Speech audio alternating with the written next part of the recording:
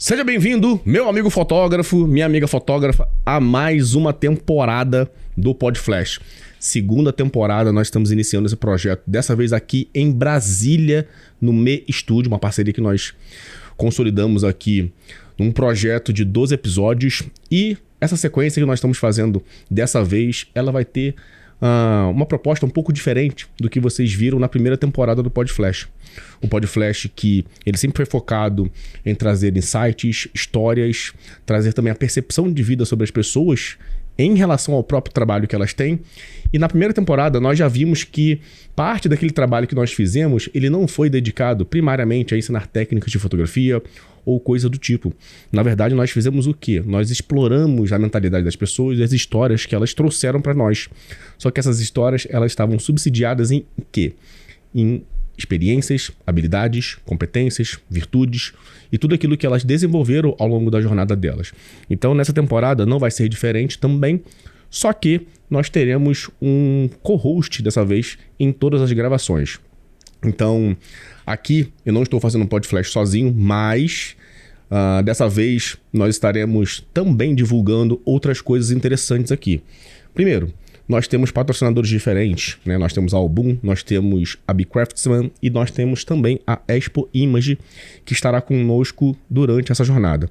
Nós também estamos gravando esse episódio e essa temporada aqui em Brasília. Então eu vim do Rio de Janeiro para cá para poder fazer as gravações com fotógrafos e outros especialistas do audiovisual aqui em Brasília, porque aqui nós temos um parceiro muito solícito, alguém que montou toda essa estrutura que vocês estão vendo aqui no PodFlash. E também nós temos uma co-host que é daqui de Brasília. Então o que eu quis fazer nessa proposta do PodFlash na segunda temporada? Eu quis trazer um lado que é o lado racional, o lado de negócios, o lado até psicológico, né, dada a minha formação, e também um lado artístico. Por quê? Para ter um contrapeso, um contraponto.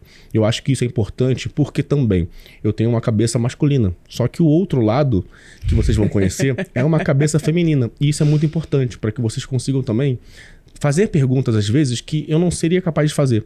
E ouvir respostas também que não seriam exploradas se só fosse eu perguntando. Então dessa vez eu quis fazer algo diferente. Eu sei que vai ser algo realmente muito transformador. Não é um podcast raso, não é algo que você simplesmente vai ouvir em qualquer lugar. Na verdade, cada vez mais eu tenho explorado essa parte intelectual, essa parte almática, essa parte espiritual das pessoas. Por quê? Porque a parte técnica você consegue comprar. Agora, toda essa experiência você não consegue comprar. E isso, felizmente, a gente consegue explorar aqui no PodFlash, dentro de um podcast onde nós estamos conversando durante 1h e 30, com pessoas que tiveram resultados na vida, tiveram resultados no trabalho, na família, relacionamento, financeiramente. E isso tudo é importante de vocês poderem olhar, modelarem e entenderem de que maneira os insights que eles compartilham conosco são importantes para o seu desenvolvimento. Então, mas antes, ainda assim, de você se desenvolver, você passa por uma jornada de autoconhecimento. Por quê? Porque as histórias elas vão inspirar e elas vão conectar você naquela parte que talvez você tinha negligenciado ou esquecido. Por quê? Porque você está trabalhando demais. Então o PodFlash, ele é um projeto muito sério, é um projeto onde a gente coloca bastante energia, bastante investimento. Por quê? Porque eu quero entregar algo realmente valioso para você. E esse algo valioso, ele não é simplesmente um conteúdo. Na verdade, nós estamos criando um movimento, criando uma comunidade. Então eu falo que esse podcast, ele não é meu, ele não é do convidado, ele não é da co-host. Esse podcast, na verdade, ele é seu. E isso aqui vai perdurar ao longo da jornada, ao longo dos anos, ao longo das décadas, talvez. Por quê? Porque é justamente esse propósito que nós temos. Construir algo relevante para o audiovisual, algo realmente com impacto que possa ser usado, transformado, compartilhado entre as pessoas e elas encontrem um caminho para elas beberem de uma fonte que é de água limpa. Então tudo que nós estamos fazendo aqui não é simplesmente algo que nós achamos que funciona, porque funciona, eu vou compartilhar com as pessoas. Não, nós vivemos isso. Então as pessoas que estão aqui, que participarão dessa temporada, elas são pessoas que vivem aquilo que elas fazem, e elas fazem aquilo que elas ensinam, e elas ensinam aquilo que elas vivem. Então olha só que magnífico é essa proposta. Então não é simplesmente você sentar aqui, ou você ouvir a gente editando um trabalho, ou no seu carro indo para um trabalho. Cara, é muito importante que você faça isso intencionalmente.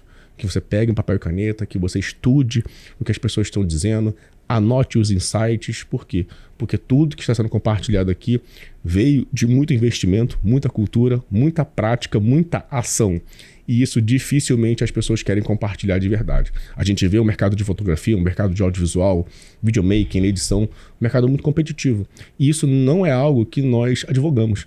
Na verdade, essa contribuição, esse compartilhamento do que nós estamos fazendo aqui é algo genuíno. E a gente não está querendo algo em troca de vocês ou algo a partir dos nossos patrocinadores, inclusive. Na verdade, nós estamos entendendo que existe um manifesto muito forte aqui. E esse manifesto muito forte, ele está sendo compartilhado com você para que você compartilhe com outra pessoa. Essa outra pessoa compartilhe com o mundo e o mundo devolva para a gente. O objetivo do PodFlash, ele sempre foi acelerar você. Mas acelerar em que direção? Naquela direção que faz sentido para a sua realidade. Então, o que a gente compartilha aqui e o que vai compartilhar nesses 12 episódios, e 12 episódios que tiveram na primeira temporada também, eles são episódios que essa aceleração ela vai te dar a oportunidade de você escolher qual é o modelo de negócio que você quer para a sua vida. Então não é porque eu estou aqui ou porque os outros convidados estarão aqui que você deve seguir a mesma coisa que eles fizeram ou ter que seguir um modelo de negócio que eles aplicaram na vida deles e que talvez não faça sentido para você.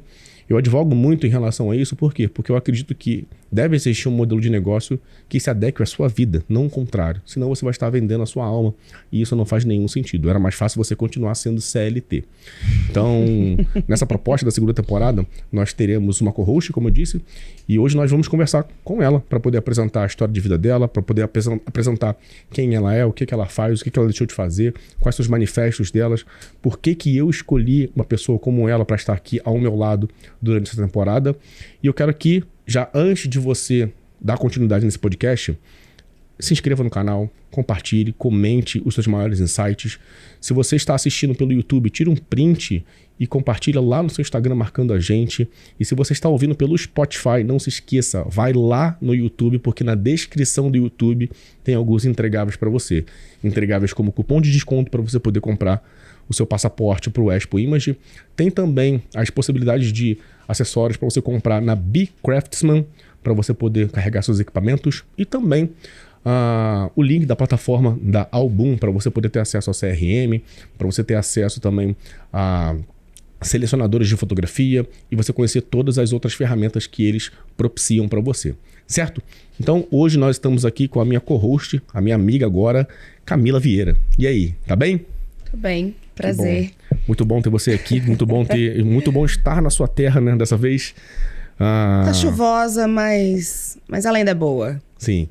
Cara, é legal que nesse projeto, quando eu comecei a pensar nas pessoas, quando eu comecei a pensar sobre essas possibilidades, eu já tinha uma noção clara de que eu precisava de um contraponto. Uma pessoa que pensasse completamente diferente de mim. Às vezes nós estamos muito condicionados a estar andando com as pessoas iguais a nós. Porque nós acreditamos que isso é o que vai nos levar mais rápido para os outros lugares. E, de certa forma, isso não está errado. Mas eu acredito bastante nesse contrapeso que existe, né, entre você ter uma visão de mundo e eu ter uma visão de mundo completamente diferente. E essas coisas, elas combinadas, elas aumentam esse estado frequencial que nós temos.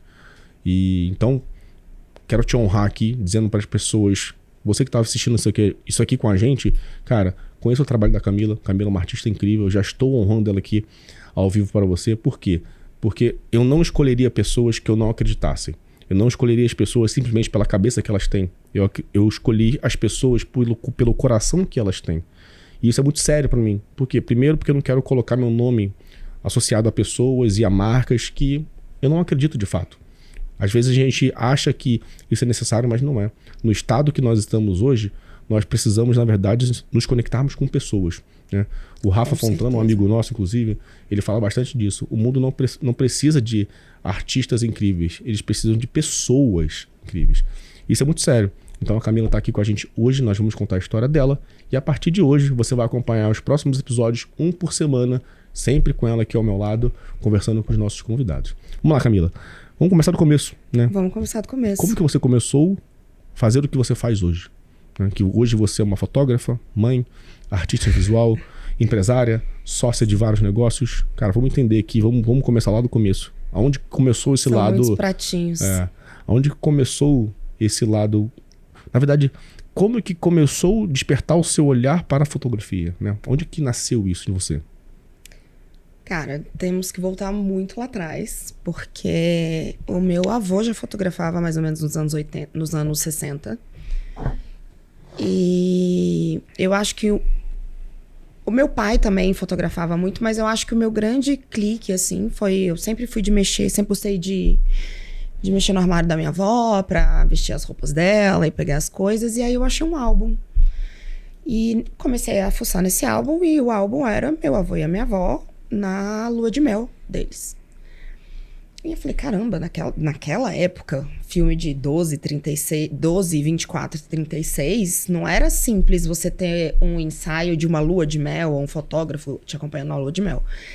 E aí eu descobri que, na verdade, todas as fotografias eram autorretratos. Tripézinho, câmera, isometria lá, mãozinha, pã, sai correndo. Eu falei, cara, como assim? Nos anos 60 ou mesmo antes disso, ele dava conta de fazer isso. E em todas as fotos ele escrevia sobre os momentos em que eles viveram juntos na lua de mel. E aquele negócio pra mim foi como se tivesse se aberto a história dos meus avós, sobre a perspectiva deles pra mim. Então, eu acho que tudo começou ali com o fato de entender que a fotografia poderia ser muito mais que uma simples fotografia e entrar num lugar muito de poética. Não vou ser clichê, sendo um pouco já mais falando assim, fotografia conta uma história. Acredito que conta a história, mas ela conta a história que você deseja que ela tenha. Então eu acho que nesse momento foi o momento que eu me apaixonei pela fotografia. E você tinha quantos anos? Cara, eu era bem nova. Eu devia ter, sei lá, uns 6 anos de idade. Legal. Uns 6, 7 anos de idade. Meu pai já fotografava, com 5 anos eu tenho essa foto até hoje. Meus pais eram casados ainda, fui viajar com os meus pais, fiz minha câmerazinha de Lego. Tem essa foto, aí fazia meus pais pousarem com a minha câmera de Lego, montava toda a minha produção. Então a fotografia tá na minha vida há muitos anos. A arte entrou na minha vida muito pelo meu pai. Domingo, os meus pais são separados hoje em dia, então todo domingo à tarde eu era obrigada a visitar uma galeria de arte com meu pai. E eu achava um saco. Então, assim, terminava o almoço, ele falava, sei lá, vamos lá na Caixa visitar a galeria. Eu só quero dormir. Você com 12, 13 anos, você não quer ficar visitando.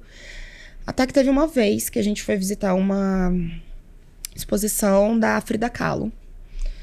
E eu me deparei com um quadro expressionismo dela, que perguntaram pra ela se ela pintava os sonhos dela, e ela disse que, na verdade, pintava a realidade dela.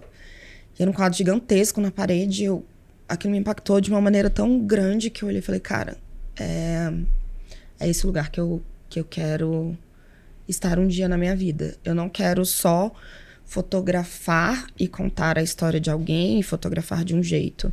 Eu quero que as pessoas consigam entender que a minha fotografia é arte e que a hora que ela tá no mundo, ela não é só sobre a minha interpretação, mas sobre a interpretação do outro também. Então, acho que começa... Fica tanta coisa pra contar, mas acho que começa por aí, mais ou menos. Legal. Pra cá. Inclusive, olha que interessante. Aqui, vamos mostrar na câmera aberta, tem 2 quadros da Camila aqui, ó. Aquele quadro ali, o que é aquele quadro ali? Seria ótimo ter o negócio da obra, porque as minhas obras normalmente têm sentido, mas enfim. Tá. Essa foto foi tirada da Carol, inclusive da Suab. Legal. Durante o ensaio delas. E o que eu quis trazer, bem literalmente mesmo, Capela Sistina, os dedos se encontrando.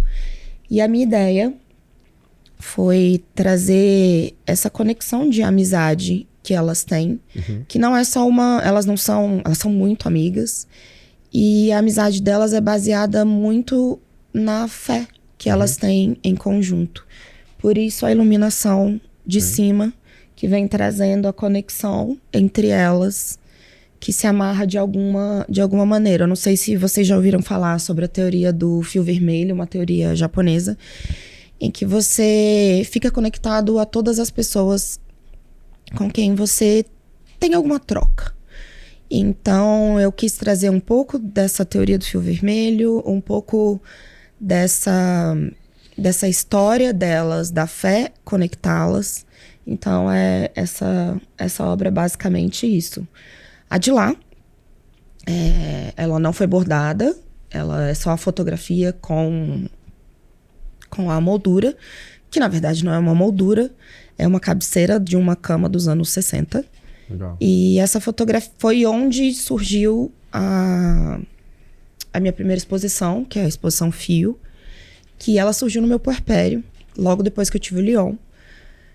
E acho que as mães vão me entender, o puerpério é um período maluco da nossa vida e eu precisava colocar isso pra fora de algum jeito. Uhum. E foi onde eu comecei a criar minha primeira exposição. Essa eu não bordei, porque a ideia não era que todas estivessem bordadas. E por que eu quis trazer uma madeira trabalhada?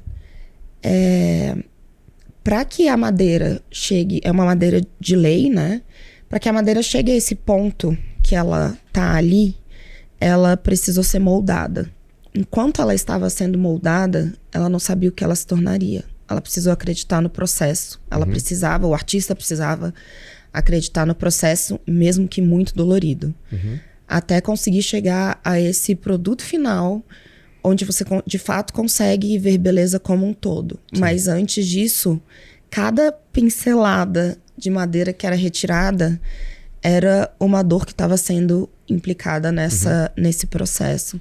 Então essa foi a minha ideia, de trazer essa moldura trabalhada. E sim, normalmente as minhas obras são bem viagem. É isso mesmo. Você falou uma coisa interessante, né? São viagens.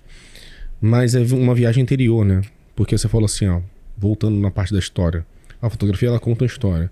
E tudo conta história, é verdade. Só que nem tudo tem significado. Sim. Então, o objetivo artístico que nós temos, né? Eu sendo fotógrafo, obviamente, mas olhando também para a parte psicológica, e você sendo artista, mas um artista que não pensa só na fotografia, mas pensa no significado que aquilo ali tem, essa jornada é uma jornada interior, né? Então não é só simplesmente ele talhar a madeira. Cada talhada na madeira significa alguma coisa que ele está fazendo. Às vezes é a crença que ele tinha, é uma dor que ele estava sentindo, sabe? Literalmente. E eu tenho... A palavra talvez não seja me revoltado, né?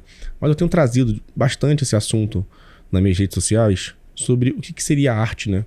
Porque a gente tem visto muitas pessoas fazendo obras e aí não entra a minha competência de juízo de valor nelas, mas enquanto a gente vê de verdade um artista que ele se preocupa com toda essa atmosfera, sabe? Desde a escolha da madeira até o tipo de ferramenta que ele vai utilizar, sabe? A maneira como ele pensa tudo isso para poder externalizar isso que tem dentro dele, essas histórias, essa cultura, essa vivência que ele passou, e ele constrói algo e você consegue conceber o senso estético belo, você consegue se aproximar igual aquilo ali, ó, sabe? O significado que aquilo ali tem é muito forte. Então não tem como a gente desvincular a arte do significado e não tem como se desvincular, sabe? Não tem como. E aí é o que eu falo. Você comprou uma câmera. Você não é um fotógrafo porque você comprou uma câmera. Você só tem uma câmera. Então não é porque você tem uma ferramenta, você tem uma tela que te faz artista, né? E aí eu tenho uma pergunta sobre isso. Como é que foi o seu desenvolvimento de entender que você era uma pessoa que precisava se expressar através da arte? Porque, vamos lá, tem pessoas que entendem músicos, por exemplo. A maneira deles se expressarem é tocando, né? E muitas vezes eles são pessoas muito tímidas, pessoas fechadas, que foram oprimidas em alguma parte da vida, e elas utilizam a música para poder contar para o mundo como é que elas se sentem, né? Então como é que foi para você sintetizar isso na sua cabeça, entendendo que você é uma mulher que tem a sua história e agora eu quero contar talvez isso, né, para o mundo dessa maneira? Como é que você sintetizou isso? Como é que você organizou o seu pensamento? Como é que foi esse processo, sabe? Conta pra gente em detalhes, para que as pessoas que estão aqui fora, elas consigam perceber que existe um caminho. E às vezes elas podem se inspirar nesse caminho seu. Eu sempre fui muito inquieta. Eu acho que todo artista... Existe uma inquietação em todo artista que a gente precisa colocar pra fora de alguma maneira.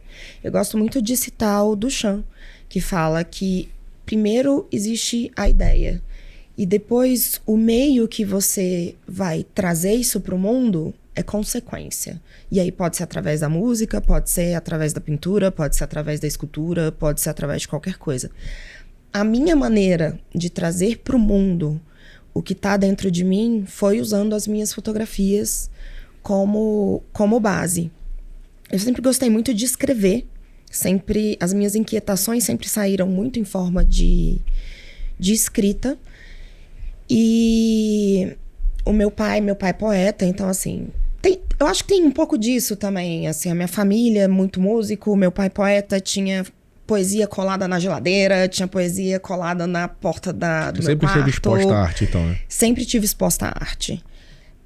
Da minha casa era obrigada a ler. Então, assim, chegava da escola, beleza, vamos descer pra brincar. Eu só podia descer pra brincar depois que eu lesse pelo menos um capítulo de um livro. É isso, eu achava um saco. Pai, hoje em dia eu agradeço, mas domingo à tarde também. Puta, cara, eu achava um saco. Era isso, tem coisa... arte moderna, arte contemporânea.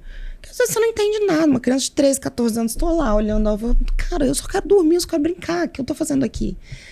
Mas o meu pai e a minha família sempre teve muito esse lado, assim. É até engraçado, porque no dia da minha exposição lá no Mané Garrincha, eu só fiquei sabendo disso depois que minha mãe me contou.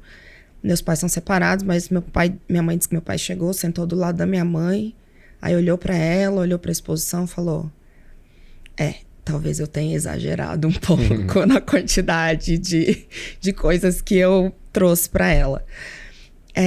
Mas eu acho que sempre existiu a inquietação e eu precisava colocar ela pra fora de alguma maneira. Eu gosto muito de estudar. Eu faço pós em História da Arte, então, mas isso foi uma consequência de gostar muito disso. E eu fiz um curso de fotografia durante um ano, que era um curso voltado mais pro lado artístico da fotografia do que pro lado técnico. Você já tinha que ter um lado técnico para entrar nesse curso, e aí a gente ia explorando outros tipos de fotografia. Fotografia abstrata, fotografia... intervenções em fotografia, enfim. E aí eu fiz um trabalho final, baseado numa fotógrafa mexicana que chama Flor Garduño. E eu, de repente, percebi que a fotografia poderia atingir um lugar que eu não tinha imaginado. Que era trazer o que estava dentro de mim para fora de uma maneira completamente diferente, ao invés de só registrar aquele momento. Eu conseguia colocar para fora toda a inquietação da história que eu gostaria de contar. Então, acho que a minha jornada se passou por vários tipos de arte, começando na escrita, depois eu fui um pouco para poesia, gosto muito de escrever contos, de vez em quando eu pintava uma ou outra coisa, e aí depois eu fui para fotografia, e aí depois eu comecei com as intervenções na fotografia. E aí isso é um tipo de... que seja bordar, que seja descobrir uma nova maneira de colocar uma moldura. Eu gosto muito de bordar porque eu acho que eu honro muito a minha ancestralidade feminina. Uhum.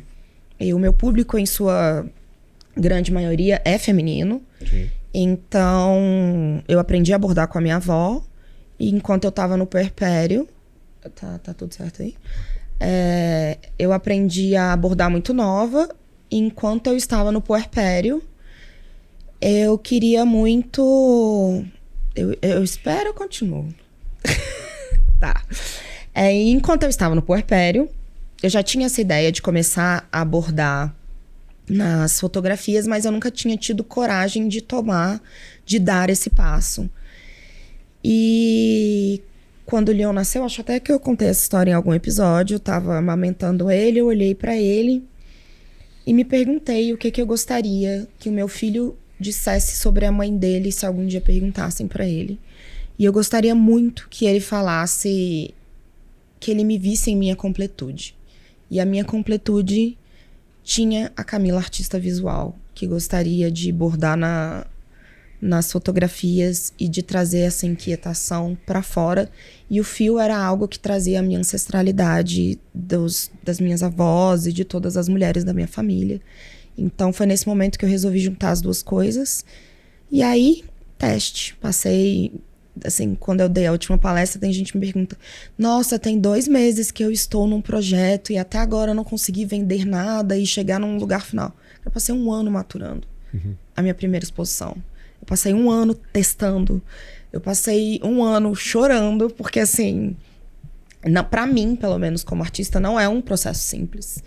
Não é do nada que eu vou pensar numa madeira que vem sendo machucada em todo o processo. Então, eu preciso de tempo de maturação.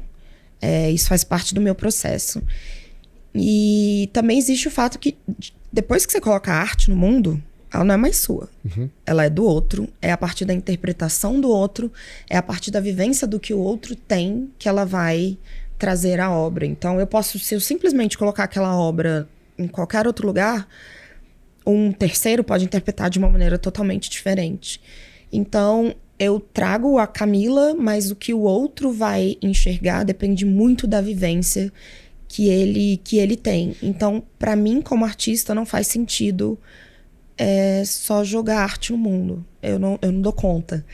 Então, não só essas obras de arte, como algumas outras séries, por exemplo, a série do Degelo, a minha outra série... Eu fiz uma série também que eu nunca expus, que foi quando meu tio faleceu, que aí, no meu processo de luto, eu enterrei as fotografias. Né? Gente, assim, só deixando claro que artista não é um bicho muito normal. Então, é sobre isso. E aí eu fui enterrar as fotografias, chuva, enfim, porque eu queria pegar as fotografias depois do processo de morte e de luto que eu tinha passado. Então, eu acho que é isso. A ideia diz muito mais do que aquilo que você, de fato, consegue enxergar no final. Tá fantástico. É bom a gente ter uma percepção sobre isso, né? Porque muito se ensina na internet, muito se é visto na internet, muito se é falado na internet, e as pessoas vão acumulando essas informações, associando isso às próprias vidas e levando isso para direções que talvez elas nem mesmo conheçam, né? Então esse processo de estudar, esse processo de entender, não é só simplesmente você entender a maneira como você vai criar, mas você entender da onde essa criação está partindo, né? Então, eu estava vendo um vídeo ontem, inclusive, do Jacob Co, que ele é um artista também que faz relógios. E ele falando assim, ó, eu não copio, eu crio. E aí, para quem tá sensível a essa palavra, de fato, a gente vai vendo que o processo de criação é um processo de se esvaziar das coisas que está dentro, para ele numa folha em branco, ele começar a criar de fato aquilo ali. Só que essa criação, obviamente, ela vem da cultura dele, vem das coisas que ele viveu, vem de toda a trajetória como um todo. E ele, naturalmente, carrega isso tudo para essa criação. Mas o fato de você ter uma folha em branco e você criar isso nessa folha em branco, ele já esvazia todas as possibilidades. Sim. Eu tenho um grande cliente, que é o Sig Bergamin, ele é um dos maiores arquitetos do mundo, e ele trabalha num estilo chamado maximalismo. Então é muita estampa, muito tudo, muita informação. Só que a maneira como ele faz, quem não entende a cabeça artística dele, acha que é cafona, ou acha simplesmente que não combina. Só que depois de um tempo que você vai entendendo as cores, as formas e a maneira mesmo como ele pensa, você fala assim, cara, esse cara é um gênio. Porque é justamente isso. Como é que eu consigo combinar uma paleta assim, uma estampa assim, com uma coisa que aparentemente não tem nada a ver? Cultura. Só que aí, em uma conversa pessoal que tive com ele, eu perguntei, por que seu escritório é todo branco e a sua casa não é toda branca? O escritório branco e a casa dele era toda maximalismo. E ele me respondeu, a minha casa é como minha cabeça é. Né? E meu escritório é como minha cabeça cria. Eu falei, fantástico, porque ele cria do zero, literalmente. Ele pega uma tela em branco, ele pega um projeto em branco e conversa ele e a folha em branco. Né? Isso é a ideia. E ele transforma tudo isso, né, com o meio, que é a caneta, né, o lápis. E aí eu fico me perguntando às vezes justamente isso, porque nós não somos a nossa ferramenta. E muitos fotógrafos acham, muitos artistas acham que eles são a câmera deles, né? Porque tem uma câmera, eles são agora fotógrafos. Só que a câmera em si, ela não faz fotografia. Não. Se você deixar ela parada, ela não vai fotografar. O que é uma caneta? A caneta, ela consegue escrever sozinha? Não, ela é só um meio, né? E eu fico me debruçando sobre esse pensamento às vezes, porque às vezes nós não temos recursos, nós não temos as possibilidades que outras pessoas têm, mas nós precisamos desenvolver um meio para poder levar isso para algum lugar. E aí eu falo, tá tudo bem se você não tem a melhor câmera, se você não tem o melhor pincel, se você não tem o melhor instrumento, né? Agora a questão que você tem controle é O que você conseguiu explorar dentro dessa possibilidade? Porque às vezes você vai ter uma tela desse tamanho, que é uma tela pequena. Mas se você tivesse uma tela grande, sem ter passado pela tela pequena, talvez você não conseguisse chegar, né? Então, esse é um convite para as pessoas entenderem também que a própria jornada delas, ela vai ser substanciada cada vez mais com que elas começam a fazer coisas, começam a esvaziar a mente dela para fazer coisas, inclusive. Não ficar se comparando, não tentar ficar buscando referências para copiar essas referências, mas para se inspirar, obviamente.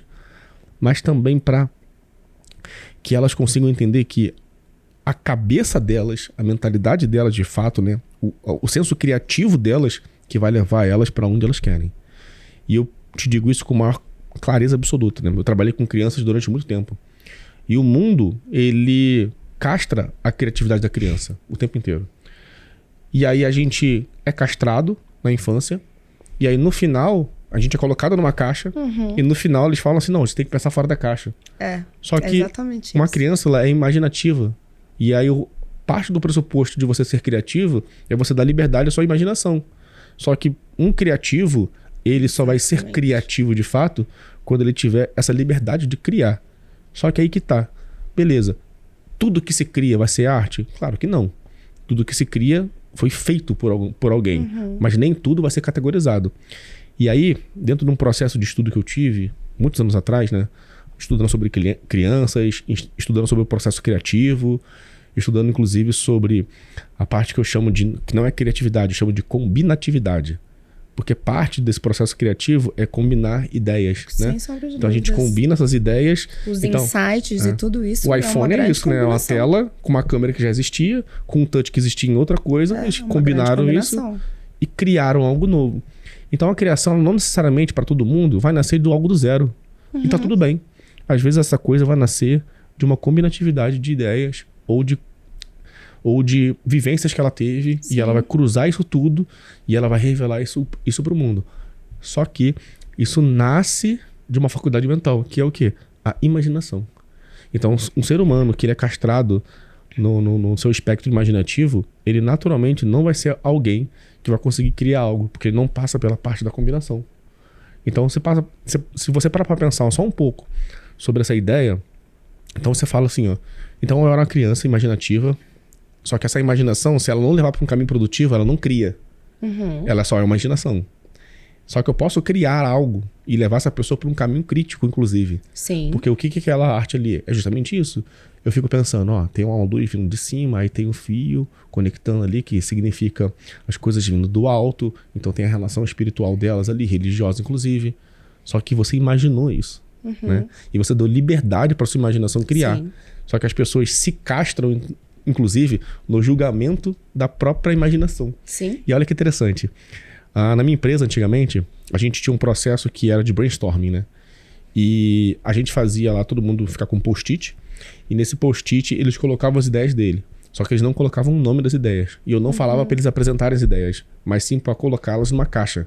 Por quê? Porque quando eles apresentavam a ideia, e levantavam a mão para a ideia, eles já julgavam a própria ideia. Sim. E eles não falariam qual era a ideia criativa de fato. Uma ideia que às vezes poderia ser ilícita, inclusive. Sim. E eu falava assim, ó, coloca a ideia mais maluca que tiver, a ideia mais sem noção que tiver, mas deixa a sua cabeça funcionar. Por quê? Porque a gente vai, na ideia, lapidar isso e tentar encaixar da melhor forma possível.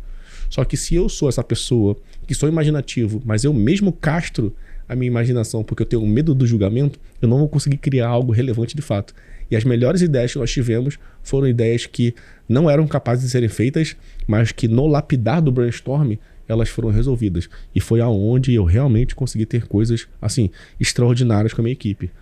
Eu acho que a gente somos todos, desde pequenos, tentados colocar dentro de uma caixinha.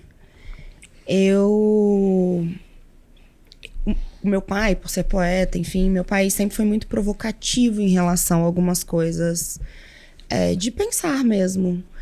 E eu sou uma grande questionadora, para ser sincera. Eu gosto muito de saber o porquê das coisas. Ou por que isso existe dessa maneira. E a minha arte vem muito disso também. O meu vestir, por exemplo, é uma maneira de me expressar. Eu odeio ser igual a todo mundo. Então, se tá todo mundo usando calça jeans e blusa preta, eu não vou ter uma calça jeans e uma blusa preta dentro do meu armário, porque eu quero poder estar fora da caixa. Eu não quero estar dentro da caixa. Isso não quer dizer que eu já não tenha tentado estar dentro da caixa. Eu não só tentei estar dentro da caixa, como eu já estive dentro da caixa.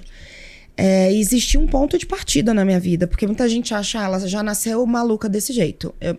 Uma parte sim, já nasceu maluca desse jeito. Se meus pais estivessem aqui, eles provavelmente trariam essa afirmação. Mas existiu um momento de decisão da minha vida. Do tipo assim, eu não quero ser essa pessoa que as pessoas esperam que eu seja. Porque não é isso que eu sou.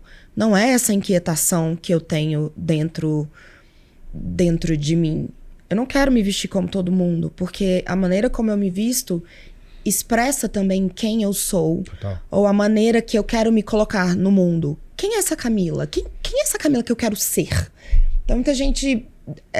tanto a questão das tatuagens quanto a questão da roupa são perguntas que eu recebo constantemente. Cara, como que você dá conta de misturar tanta coisa? Como você tem coragem de sair assim na rua? Pra mim é muito simples.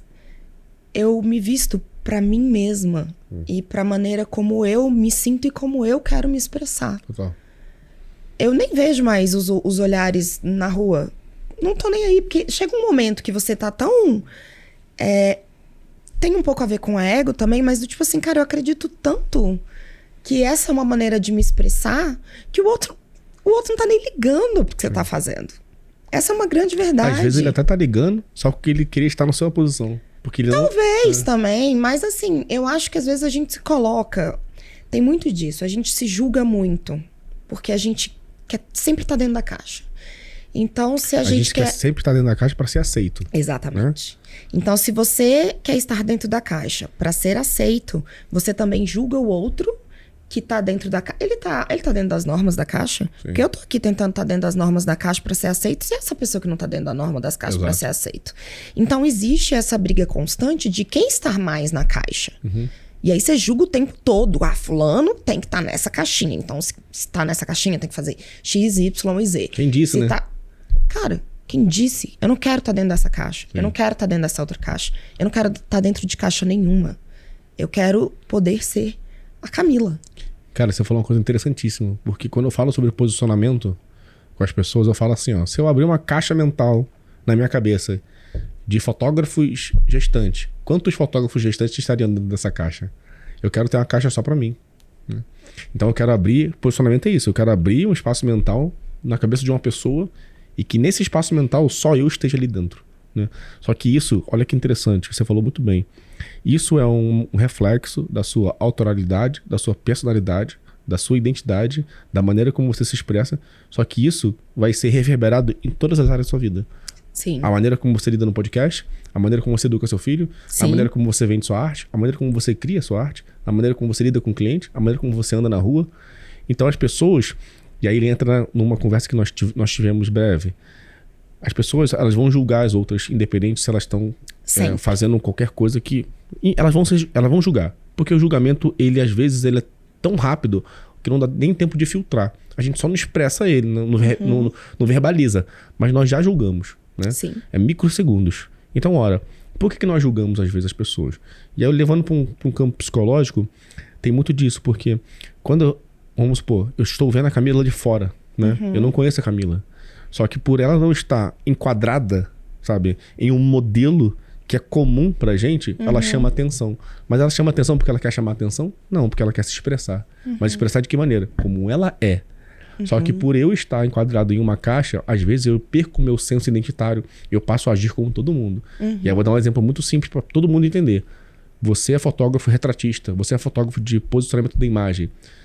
Todas as vezes que eu vejo um fotógrafo desse mercado, todos eles se vestem iguais. Fazem fotografias iguais. Com a mesma cara de bunda, sabe?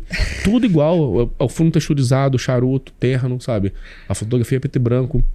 E eu fico me perguntando, será que eles realmente são essas pessoas?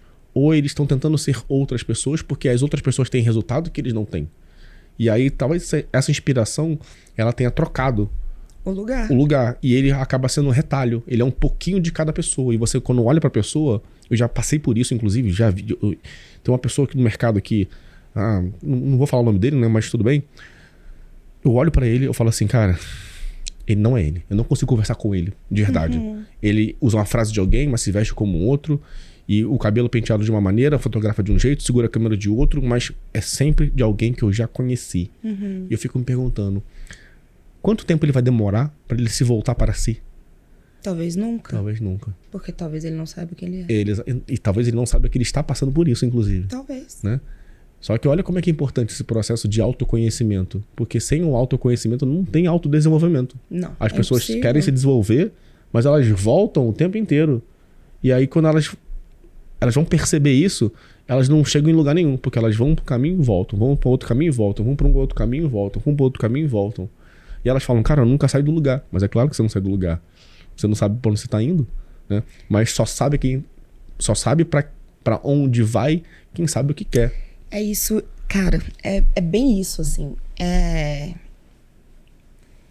Eu tive que imaginar a Camila que eu gostaria de ser pra que eu começasse a, de fato, sê-la. Sim. Eu já tive um armário todo preto. Eu já tive conceitos que hoje eu discordo. E já tive conceitos que eu concordava antes, discordei em um momento e voltei a concordar depois. Eu tenho uma criação cristã, bem tradicional. Então, a minha caixa era uma caixa... Cara, era uma super caixa. Já saí desse lugar e já fui contra todos esses conceitos. Hoje em dia, eu retomei alguns desses conceitos. Então, assim... Eu acho que existe uma grande diferença de você... fulano tá fazendo sucesso, então eu vou fazer o que fulano tá fazendo. Eu não tenho problema, eu acho que referência é algo muito importante. A questão é, o que você está bebendo e de onde você está bebendo, com qual finalidade você está bebendo. As pessoas pararam de se perguntar. Então, às vezes eu vou dar palestra e beleza, tá a câmera digital e tal... Vocês sabem como a câmera de vocês funciona? Vocês sabem que existe um espelho que bate um espelho, que o espelho reflete ao contrário? Você sabe de onde veio isso? Você sabe quem é o pai da fotografia? Você sabe quem começou a fazer fotografia de paisagem? E, cara, boa parte das vezes as pessoas não sabem. A maior parte das vezes. Assim, eu de 10 pessoas, às vezes uma sabe de onde vem essas coisas. Então, de uma maneira como professora, como palestrante, me preocupa muito. Por que você não está questionando o que você está fazendo? Você está com uma câmera na mão. Sim. Você não sabe quem criou, você não sabe por que a pessoa criou.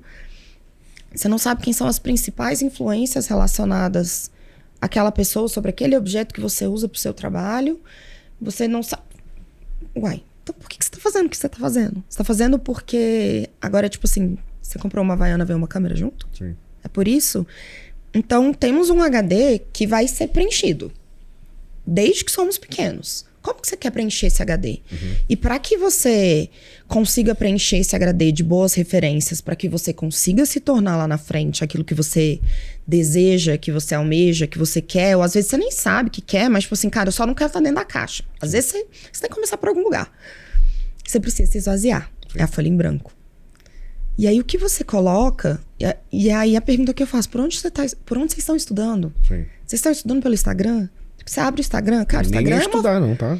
Nem estudar. Instagram é isso, Instagram é uma ferramenta fantástica. Eu uso o Instagram. Aí você abre o Instagram, beleza. Nossa, que legal essa foto, interessante. 2 segundos depois, outra. Uai, mas essa tá igual a de cima. Não, beleza, deixa eu continuar. Mas, cara, tá tudo igual. Sim. Tá todo mundo igual, tá todo mundo se vestindo igual, tá todo mundo fazendo as mesmas fotografias, tá todo mundo usando os mesmos presets, tá todo mundo fazendo a mesma coisa. Cadê as pessoas impressas naquilo que elas fazem? Então, eu acho que o meu grande questionamento é esse. Quem você é? Sim. Ou quem você deseja ser Por que você faz o que você faz? Porque você lê os livros que você lê. Porque você consome a arte que você consome. Porque você assiste os filmes que você assiste. Cara, eu sou chata pra... Vai sentar... Marcos, coitado. Sabe bem como é isso? Assistir filme comigo é um saco. Eu paro o filme o tempo todo. Eu tiro foto da tela. Minuto tal. Minuto 3:10. Cara, luz entrando por... tal. Por que esse diretor tá fazendo... Eu vejo filme 2 vezes também. Claro. Por que esse diretor, seja o diretor do próprio filme ou o diretor de fotografia, por que ele está fazendo o que ele está fazendo? Porque ele colocou no terço do meio o personagem numa cena de suspense, vindo num contraluz, enquanto ele tá pendendo o lado da produção com uma leve luz daqui, com um cachorro saindo daqui, uma música de suspense. Cara, qual o sentimento que isso tudo tá trazendo em mim? Peraí, pausa. Deixa eu analisar isso aqui. Deixa eu entender. Genial isso que eu tô vendo.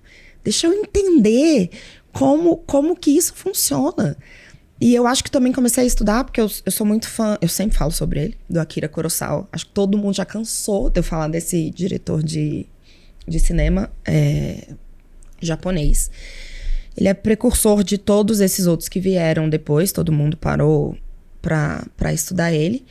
E o cara tinha a capacidade de pintar as cenas que ele iria filmar. Isso tudo funcionava na cabeça dele antes em outro tipo de arte, através da pintura. Ele é eu não vou dizer que ele é o pai do cinema, mas é quase isso. E ele pintava as cenas. E aí ele trazia dessa pintura pro cinema. E aí é isso que eu falo, fotografia é arte. E você não precisa beber só fotografia para fazer fotografia. Sim. Eu tenho vários... Capela Sistina, aqui. Eu tenho uma série que é de degelo. Cara, saí, congelei as flores, fiz um texto que chamava Amores Líquidos. Através desse texto eu queria fazer uma série fotográfica. Eu falei, sei lá o que eu vou fazer para sair de fotografia, para eu conseguir traduzir esse texto em fotografia. No final das contas, depois de vários testes e de muito pensar eu resolvi congelar flores. E aí comecei a tirar foto do processo de degelo das flores. Isso virou uma série, baseada num texto, numa ideia. Então, a gente tem que entender que fotografar, ou videomaker, ou o que quer que seja, a gente não precisa só estudar fotografia para fotografar. A gente não precisa só estudar cinema para saber filmar. A gente tem que estudar o que se passa na cabeça daquela pessoa. Vamos questionar o porquê fazemos o que fazemos. Porque aí eu acho que é a partir desse momento que a gente começa a se entender, a se colocar no mundo e fazer arte. Que não é difícil fazer arte. Entrega, por exemplo, pro meu filho, para ele, o fazer a arte dele ou para ele se expressar, ele ter 30 instrumentos musicais e fazer batuque, cara. Tá se expressando. Para outra criança é pegar o pincel e pintar. Por que eu tenho que fazer o que tá todo mundo fazendo? Entendi. Odeio fazer o que todo mundo tá fazendo. Acho um saco. E aí, quando você vê as pessoas fazendo o que elas estão fazendo, qual o caminho que você analisa ali para você não fazer o que elas estão fazendo? Eu vou te dar um exemplo do que eu fazia no passado, né? Eu falei que quando eu gosto de um filme, eu vejo ele 2 vezes. Uma para assistir mesmo e a segunda para poder analisar, anotar algumas coisas. Mas hoje já não faço mais porque o olhar já tá treinado. E a segunda coisa era olhar a fotografia e, como eu tenho um iPad, né? Eu pego aquela fotografia e eu vou fazendo anotações. A sombra veio aqui assim, a luz entrou desse jeito, a roupa tá assim, a gola tá desse jeito. Vou fazendo anotações literais, né? Pra eu treinar minha cabeça, pra ela entender, não só visualmente agora, mas agora anotando de onde as coisas vêm, né? Porque uma coisa é você olhar uma fotografia e falar assim, que luz bonita, beleza, mas entende a luz. Não só percebe a luz, mas entende a luz, né? E isso foi uma coisa que o meu primeiro mentor me ensinou. Ele falava assim, cara, você vai pra esse evento comigo aqui agora, você não vai pegar na câmera, você vai ficar observando as coisas. Você vai anotar tudo que você observou. Falei, maravilha. Então esse é o processo? É. E ele aí, você estuda esses caras aqui. Aí mandou um monte de fotógrafo da época, né? Falei, maravilha. Ele estuda o que esses caras fizeram, como é que eles faziam tal coisa, como é que eles faziam Y coisa. E ele tinha um questionamento que era o seguinte, naquela época, 2016, ele falava assim, ó, nós temos câmeras super evoluídas. Falei, ótimo. Então por que tem pessoas que com câmeras super evoluídas fazem fotografias ruins E o cara que no passado não tinha recurso, ele fazia fotografias muito boas. Fotografia em movimento, fotografia em panning, fotografia de várias formas diferentes. E ele conseguia fazer. Então existe um cross ali que é claro, que não é o equipamento. Não é o equipamento. Isso é claro, né? Então... Eu tenho até uma história boa sobre equipamento. Você pega o Sebastião Salgado, ele consegue fazer a mesma fotografia, né? Não plasticamente igual, mas com uma... Ele usa Canon hoje, da maneira como ele usava antigamente. Aliás, eu acho o trabalho dele mais bonito analógico do que o digital, assim. Eu acho... Aí é bem particular. Mas, por exemplo, essa questão de equipamento. A minha primeira câmera foi uma T3i. Uma câmera de entrada, Canon. E eu tinha uma lente que tinha um fungo. Era a única coisa que eu tinha. E eu tinha tentado fazer revisão nessa lente, não consegui. O fungo tava lá. E o que fazia esse fungo? Ele dava uma leve fog, assim, do lado. Era o único equipamento que eu tinha. Era o que eu já sou formada em Direito. E aí eu, joguei tudo pra cima. Quero ser artista. E precisava entregar resultado pro meu pai, resultado pra todo mundo que tava atrás de mim. Cara, é isso que eu tenho. Eu preciso executar. Eu preciso fazer. Então, deixa eu entender como é que eu vou fazer isso aqui. E no final das contas, isso acabou virando uma marca minha. Essa fotografia tem a fog do lado. Hoje em dia eu uso plástico. Muitos dos meus amigos me conhecem como a menina do plástico. Às vezes eu tô fazendo um casamento, tiro um saco plástico do bolso, coloco na minha lente. Porque foi através de uma limitação que eu acabei criando uma identidade da Camila. Eu gostaria muito que as pessoas entendessem que limitações não necessariamente fazem a gente down, fazem a gente descer. É através da limitação que a gente se expande. Sim. Como que eu vou... Qualquer limitação na vida. Como que eu vou pegar essa limitação e expandir o meu pensamento para que isso se torne parte de mim? Pode chegar lá na frente um momento que eu não precise mais dela. Beleza, hoje eu tenho um outro equipamento, eu tenho a câmera que eu quero, eu tenho a lente que eu quero, do jeito que eu quero, mas eu às vezes ainda uso o saco, porque ele faz parte da minha identidade, que surgiu de uma limitação que foi imposta, não foi autoimposta. Ela já estava lá, eu só precisava lidar com ela. E aí é a questão do questionamento, mais uma vez. O que eu posso fazer com isso? Eu tenho uma história boa sobre isso também. Quando eu comecei a fotografar, eu não tinha computador. E aí, pra eu editar o trabalho, eu tinha que pegar o computador emprestado. Só que, cara, você vai editar lá um bloco de fotografias de 200 imagens num computador que não aguenta, cara, aí tinha que corrigir luz, um monte de coisa, né? E demorava muito. E aí eu fui percebendo que, bom, eu tinha uma limitação, que era o computador, porque eu não tinha recurso. Só que pra eu editar mais rápido, eu tinha que entregar a fotografia mais pronta. Pra passar menos tempo fotografando. E aí, às vezes eu falo isso pros alunos. Eu falo, olha, quanto tempo você entrega o seu trabalho? 30 dias úteis. Eu falo assim, reduz pela metade no mínimo. Então, beleza. Então, é 15 dias agora. Maravilha. O que demora? Edição. Então, o seu problema não é edição. O seu problema é na hora de executar. Porque você tá... Se você tá demorando muito tempo na edição, quer dizer que você não tá deixando a fotografia mais pronta possível. E aí foi onde eu desenvolvi minha luz de evento. Que foi um negócio que foi um marco na fotografia. Porque muita gente não sabe, né? Mas eu tive um coletivo de fotografia de eventos com 25 fotógrafos e nós setamos um padrão de qualidade de luz difusa. E não é a luz difusa que você leva um softbox pro meio de evento. Era um flash em cima da câmera, literalmente. Só que tem uma maneira de fazer. E quando eu descobri essa maneira, eu fui percebendo que para eu ajustar a edição dos meus trabalhos, eu só precisava ajustar o realce. Então ficou muito mais rápido. Agora eu não tinha que fazer mais nada. Só o realce. Só o realce. Eu falei, maravilha. Então aqui, ó. Pegava o bloco, via o que estava exposto, o que estava menos exposto, subexposto, colocava lá, editava tudo em bloco e conseguia entregar o material muito rápido. Ao ponto de eu passar a entregar o material no dia e na hora do evento.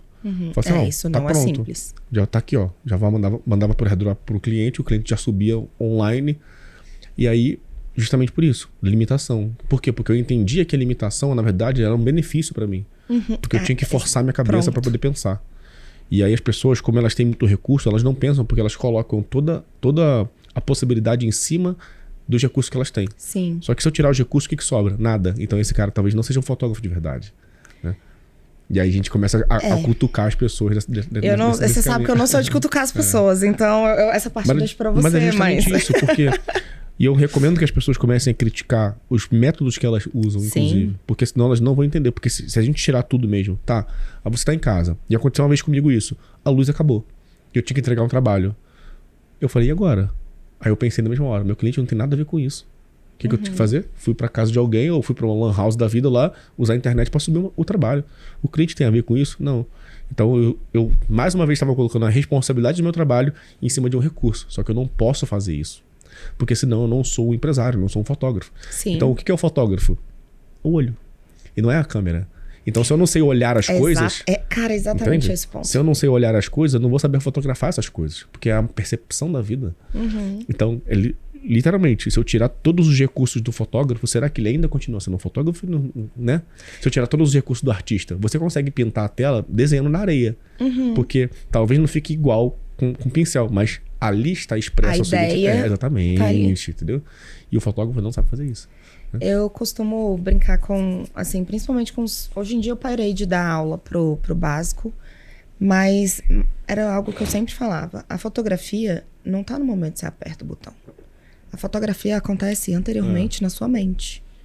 O fato de você apertar o botão é só a consequência da ideia que já existe. E às vezes a fotografia ela nem vai ser a imagem no arquivo final ali, ela já aconteceu. Exatamente. E você nem precisa mais. Aí, como eu via muito evento, eu via muita cena interessante. Uma pessoa rindo pra outra, sabe? Uma conversa, uma expressão facial. E eu só olhava assim, eu ficava olhando, observando. E fotografia. E fotografei, muito, sabe? fotografando constantemente, constantemente. Eu falei, cara, eu queria guardar esse momento. E eu guardava, não fotografando. Isso Mas é muito bom, a cara. fotografia é aqui. É, exatamente. Tipo, às vezes você tá andando, e eu acho que não só o artista, o fotógrafo, qualquer pessoa, a gente precisa em dado, não sei, em alguma medida, a gente precisa ser um pouco mais contemplativo. Sim. Porque eu passei a andar com a câmera na mochila, tem dia que eu nem uso. Mas tem dia que às vezes eu resolvo, vou dar uma andada aqui pela rua. E às vezes uma rachadura no chão. É a minha fotografia do dia. Porque isso também tem a ver com as referências que eu já bebi atrás de fotógrafos que eu já estudei e de vivências que eu já tive. E eu sou muito de nomear fotografias assim, né, específicas. E aquilo pra mim já me trouxe um sentimento, já me trouxe uma ideia, cara, E eu não faço isso normalmente com o celular, porque o celular é um negócio, e isso é bem pessoal. O celular é uma coisa que você pega e que você faz o tempo todo. É a arte de tirar a câmera, de arrumar o ISO, de escolher a abertura, isso tudo pra mim faz parte do meu processo. Sim. Então eu gosto desse processo. E estar com a câmera traz um pouco mais esse pensar. Eu acho que é isso. Qual é o seu pensar fotográfico? É o que eu gostaria que as pessoas começassem a pensar mais. Por que você pensa o que você pensa, né? Por que você pensa da maneira que você pensa pra fazer o que você faz? Exato. As pessoas não se questionam. Então, se a gente começa a se questionar, a gente começa a entender toda uma linha de pensamento pra gente chegar em um lugar. Então, por exemplo, inteligência artificial. Eu sou bem polêmica com esse assunto. Eu adoro inteligência artificial. Eu acho que é uma grandíssima ferramenta para o fotógrafo. Sim. Tem coisas que acontecem que a gente consegue fazer com inteligência artificial, que seja com imagem, que seja com vídeo, que a gente não vai dar conta de fazer com a câmera. Sim.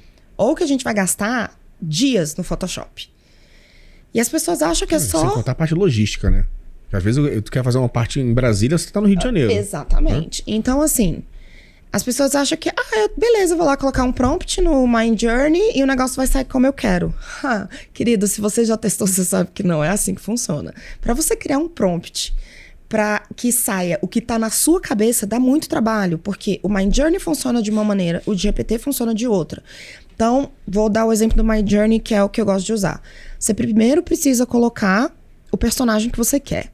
Segundo, você coloca a posição do personagem que você quer. Terceiro, você coloca o tipo de luz que você quer. Se você quer uma luz de manhã, se você quer uma luz de meio-dia, se você quer uma luz de final de...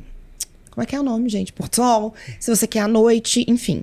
Aí você tem que colocar qual a câmera que você quer usar. Você pode colocar lá uma Leica, por exemplo. Eu adoro colocar Leica porque as imagens são sempre interessantes. Você pode colocar uma Leica, você pode colocar o ISO que você vai usar, você pode colocar a abertura que você vai usar, você pode colocar os elementos que não são reais na sua fotografia, mas para você colocar os elementos que não são reais na sua fotografia no lugar certo, você tem que descrever para ele. Cara, tem prompts que é quase uma página de prompt. Então, para você, as pessoas começaram a fazer... É sempre o processo inverso. Porque se eu clico, eu tenho resultado. O prompt é a ideia que tá aqui, que eu tenho que mandar a máquina executar. Então, não é, a inteligência artificial, ela não é só... eu vou botar qualquer coisa lá. O elemento humano é essencial. Sim, total. E o que é essencial do elemento humano para a inteligência artificial? A ideia, o questionamento. Então, sou fã da inteligência artificial porque é um dos melhores exercícios para fotógrafos entenderem o porquê que eles fazem da maneira como eles fazem. Fantástico. Já vou deixar você que está assistindo aqui, você vai lá no meu Instagram, ou Rodrigo Passarelli, e você vai digitar no meu direct Gênio, tá bom? Você vai ter acesso a uma plataforma, que é uma plataforma minha, onde você vai ter mais de 45 mil prompts para você usar em inteligências artificiais para tudo, tá? Quero fazer SEO? Tem. Quero fazer posts para Instagram? Tem. Quero construir receita de bolo? Tem. Tem tudo. Tudo que você imagina. E tá tudo separado lá com os tópicos, modelos, mercados, tudo bem descrito já. E você vai ter acesso também a 1.400 ferramentas de inteligência artificial. Então eu recomendo que você vá lá, tem um vídeo para você assistir também no meu Instagram. Nesse vídeo eu te apresento em detalhe como que ela funciona, o que você vai ter acesso, quais são os mercados, nichos, públicos, tudo que você pode desenvolver com essa inteligência artificial, que é um banco de inteligência artificial, na verdade, que eu chamo de Genius. Então você vai lá no meu direct, digita Gênio, que você vai ter acesso a ela, beleza? Camila? Eu confesso que eu nunca passei os meus prompts pra ninguém. Eles estão todos catalogados, mas eu nunca dei pra ninguém. Não, os mesmos, né? Eu não compartilho também, porque não é só um prompt. Não são é camadas só um e camadas de saber, de ensinar a inteligência a pensar sobre mim. Inclusive, nessa plataforma Gênio, eu coloquei um prompt lá, que é um second brain, que eu chamo. Que você ensina a ferramenta a pensar como você, e ela acaba pensando melhor que você. Enfim, estamos caminhando pro final do podcast. Eu quero que você... Eu tenho uma pergunta, na verdade, que é a seguinte, ó. Se você fosse emprestar uma habilidade sua, né? Uma habilidade só, não várias, uma. E essa habilidade talvez seja a habilidade mais importante da Camila. Ou a habilidade que mais reconheça na Camila. Que habilidade seria essa e por que você emprestaria essa habilidade para as pessoas? Nossa, essa seria uma pergunta boa para fazer para outra pessoa que me conhece, né? Mas... eu acho que a capacidade de questionamento ao pensamento. Tá. E por que você emprestaria isso para as pessoas? Porque eu acho que... eu tô formulando, porque é muita... Porque eu acho que não existe nada mais importante que o questionar você mesmo ou questionar o outro para que você entenda através da sua própria percepção aquilo que tá no mundo. Acho que é isso. Perfeito. É isso. Final do podcast chegando. Camila, qual é o seu Instagram para as pessoas poderem seguir você? Camila Vieira. Camila com 2 L's. camilavieira.art. Sem o E no final, como a tatuagem. ART. Maravilha. Sem o E no final. E onde a gente encontra suas obras de arte? Aí eu vou precisar... Tô no desenvolvimento, mas não. Não, no meu Instagram vocês encontram as minhas obras de arte. Mas daqui a pouco no site... Vai ter um site para isso. Sim, teremos um site para isso. Até porque eu tô fabricando uma série nova. Então, algumas já foram vendidas, né? Porque teve a exposição. Não são todas que estão à venda, mas essas que estão aqui, gente, que estiver assistindo o podcast, vocês podem... essa câmera. Vocês podem comprar as obras de arte. Isso. Mas através do meu Instagram. E vai rolar o site logo, logo, porque eu tô desenvolvendo uma série nova também. E quem quiser aprender com você, como é que eles fazem para chegar e aprender com você? E aprender o quê, inclusive? Bom, na Expo Image, eu falo bastante sobre processo criativo, é algo que me encanta. E acho que o meu grande jargão é fotografia é arte. E o meu objetivo é fazer com que as pessoas tenham suas próprias identidades dentro da fotografia. Que eu acho que é algo... É a pergunta...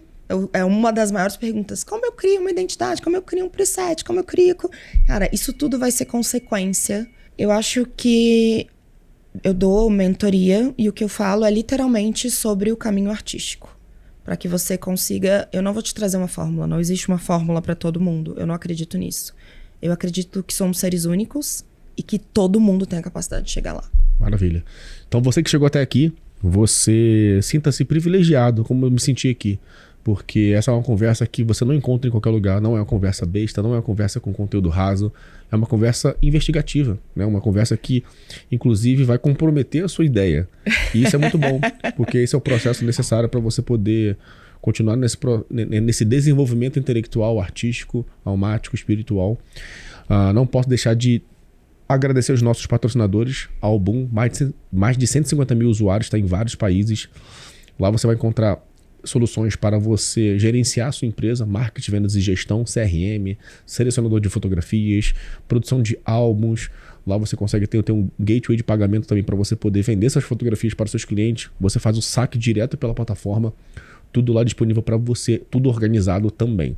Nosso segundo patrocinador é a Be Craftsman, eu vou chamar de boutique handmade, né? Porque é algo realmente fantástico. Cada peça que o Nico fez, cara, é realmente fantástico. É um processo lá onde você encontra materiais de muita qualidade, couro de verdade, né? Couro legítimo, porque não existe couro sintético, tá? Só para ficar claro com vocês aqui. Então lá você encontra mochila para fotógrafo, mochila para empresários. Você vai encontrar também acessórios como sapato, carteira, malas de viagem, inclusive. Tudo você pode encontrar no link da descrição que eu vou deixar aqui com o site dele, beleza? E vou deixar um cupom também generoso para você poder fazer essas compras. E também temos a Expo Image, onde eu e Camila estaremos lá palestrando nos dias 25 e 26 de março. Camila vai falar sobre processo criativo. E eu vou falar sobre marketing de autoridade. O que vai ter na Expo Image? Terão vários influenciadores da fotografia, várias pessoas com muito resultado, pessoas que são realmente relevantes para o nosso mercado, e elas vão compartilhar suas visões, suas ideias e aquilo que elas experienciaram na vida. Então é um evento que é o maior evento do Brasil. Nós estaremos fazendo algo realmente fantástico lá dentro da Expo Image. Terá lá não só a Camila, como o Rodrigo, terá o João Mena também, Daniela Leite.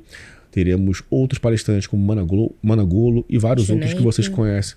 A Juquinape, né? Também vai estar lá. Vários outros artistas lá que são incríveis também. Então recomendo que você compre o seu passaporte e de preferência o passaporte VIP, para você poder ter acesso aos mentores. Mas se você não puder, também pode comprar o seu passaporte lá, que vai te dar acesso às palestras. E tem um cupom de desconto aqui no YouTube, para você também ter aí um desconto generoso e você fazer a compra do seu passaporte. Se você estiver assistindo pelo Spotify, não se esqueça, compartilha no seu Instagram, marque a gente para que as pessoas vejam que esse canal existe e que esse conteúdo está sendo compartilhado lá dentro. Se você está no Spotify e quer ter acesso a esses links, a esses descontos e cupons, vai lá para o YouTube, cara. Aproveita e se inscreva no canal O Podflash para você poder ter e estar à frente dos demais, obviamente, porque o conteúdo que é compartilhado aqui não é compartilhado em lugar nenhum. Isso aqui é um conteúdo pago, na verdade, né? Muita gente pagaria para estar aqui sentado com a gente, pagaria para estar sentado ouvindo a Camila e os outros convidados também. E são coisas que talvez você não seria capaz de perguntar. Por quê? Não é porque você é melhor ou pior que eu, só estamos em momentos diferentes. Então, se você quiser acelerar, como o Podflash tem como premissa, esse é o lugar certo para você. Então curta, compartilha, não deixe de se inscrever no canal. Quando você curte, você diz para o YouTube, esse conteúdo é relevante, isso que vai ajudar outras pessoas. Lembrando que esse projeto não é um projeto meu, nem da Camila e nem de ninguém que está sentado aqui. É um projeto seu. E a Camila vai me acompanhar nos próximos 11 episódios, tá? Então nós nos veremos uma vez por semana. Uma última coisa que a gente ontem falou sobre a pergunta da galera responder a pergunta. E nesse episódio a pergunta que eu quero deixar é: por que você faz o que você faz? Muito bom. Eu quero poder ler as mensagens de vocês. Coloca aqui nos comentários pra gente poder ver e a gente vai responder você, Com certeza. Pode ficar tranquilo. E não deixe de seguir a gente no Instagram, o Rodrigo Passarelli, você vai lá encontrar muito conteúdo de qualidade também. E também no perfil da Camila, camilavieira.art, sem E no final, e o Camila com 2 L's. Isso. Certo? Muito obrigado a você que ficou até aqui. Se você ficou até aqui, você é realmente uma pessoa diferenciada. Não se esqueça, é só o começo. Tchau, fique com Deus e até a próxima. Valeu!